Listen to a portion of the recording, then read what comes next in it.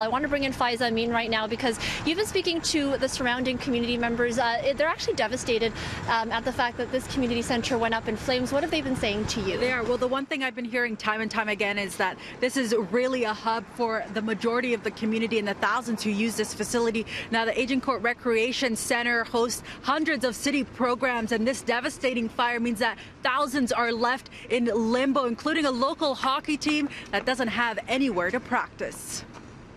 I play for the Scarborough Ice Raiders, and we practice there once a week on Thursdays. And then, so we were supposed to practice last night, but there was a fire. We just need somewhere else to go. Do you know where that is yet? No, I'm not sure. We have to find somewhere. The Scarborough Ice Raiders have about 800 members in between 30 to 35 teams that practice weekly at the Agincourt Recreation Centre. This is a major loss for the hockey club. The president tells me they're now working to find 25 hours of ice time at another rink. The Agincourt facility is a full-service community centre with 2 indoor ice rinks, a gymnasium, and is home to one of only 2 leisure pools in Scarborough. I only go there when I go for swimming and to use their water slide mostly, and they're big, they're deep end to swim, just have fun, you know. What do you think the community centre means for people here in the community? Well, a lot of people use it to they use it for there's daycare service, there's an ice rink.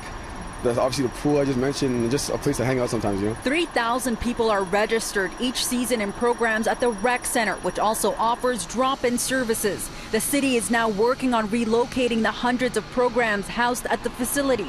Though they're hoping to keep them in Scarborough, they say there are challenges with moving the indoor ice rinks and swimming programs. We're looking to wherever space is in programs, and we're looking for actual space.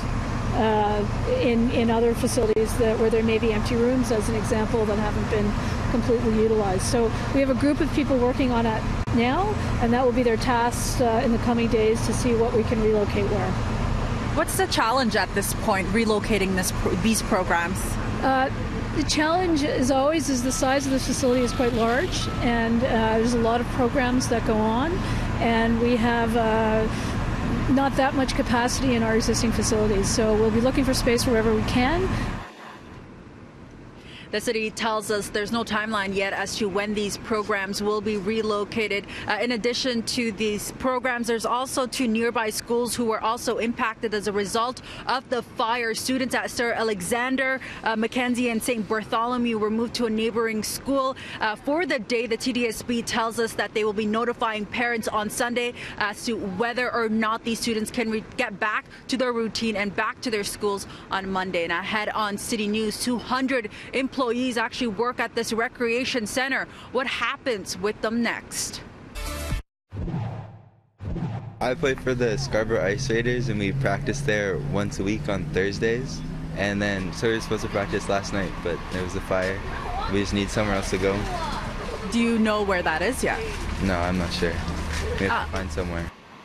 As we've been telling you, thousands of people use the Agincourt Recreation Centre, including the Scarborough Ice Raiders. This is just a local hockey club that uses the facility here for their practices. Many more groups of people are also impacted by this devastating fire. We're also learning more about staff members here. The union representing employees tells me about 20 of them were inside the building at the time the fire broke out. They're being credited for helping everyone evacuate.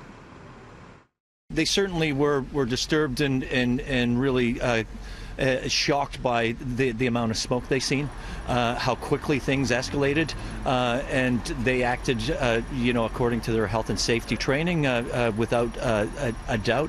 At this point, how many employees are impacted? If we include our part-timers and full-timers, we're up to almost 200. This recreation center is obviously a hub for this community. It has over 1,000 clients coming every day.